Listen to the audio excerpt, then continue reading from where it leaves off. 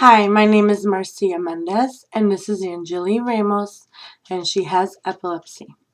Angie is 7 years old. When she was born, she had developmental issues. I had a worker from an organization called Birth to Three come in and evaluate her.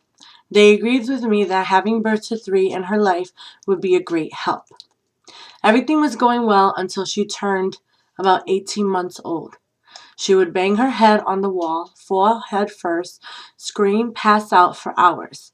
Her Birth to Three worker thought that when Angelie banged her head, screaming, that what was occurring was a temper tantrum, and that when she passed out, the worker thought she was tiring herself out. One night, I heard Angelie choking in her room. I went to check, and she was choking in her vomit. I tried to wake her up, but she wasn't responding.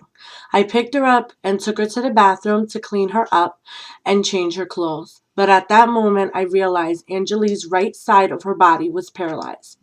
I called the ambulance and they confirmed that what Angelie was having was a seizure. Angelie was at Backus Hospital in Norwich, Connecticut for hours, and they could not stop her seizures. They tried a few medications, but nothing worked. She was still having seizures, but passed out.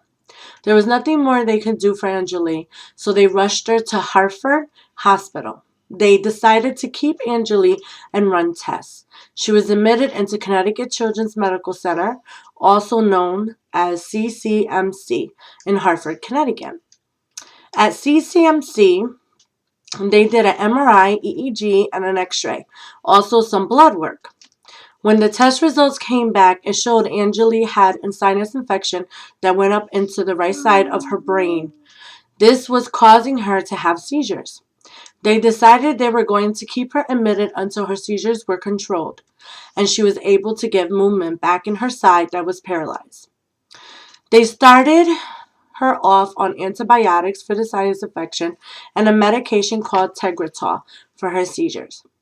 They thought that these seizures were only temporary and that as she got better, they would go away.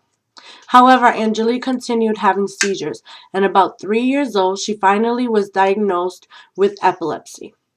When she was about 4 years old, the medication she was on, Tegretol, was causing more problems than good. Her seizures started getting aggressive again. She was in and out of the emergency room. It seemed like the Tegretol just stopped working. She ended up at Backus Hospital again, and once again, blood tests showed she didn't have Tegretol in her system, but she was getting it every day as prescribed by the doctor. The neurologist realized with the blood test results that the Tegretol was working against her. Her neurologist, who she has now, quickly took her off of it, and since then she's been on and off many medications to help control her epilepsy. Angelie has gone through many medications and several neurologists. We finally found a combination of meds that work for her and a neurologist from CCMC, Dr. Ashadi, that I truly appreciate.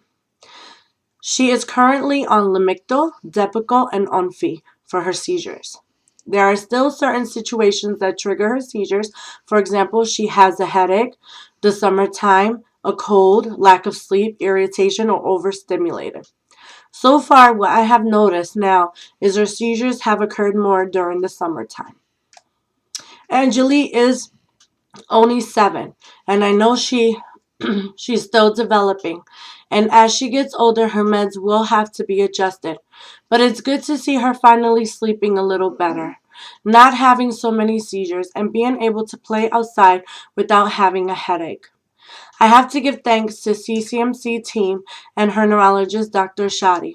Yes, it's been a rough 7 years, and I'm sure there will be days she won't feel well and might have a seizure. However, just knowing that she has the CCMC team and her Dr. Shadi on her side is a blessing.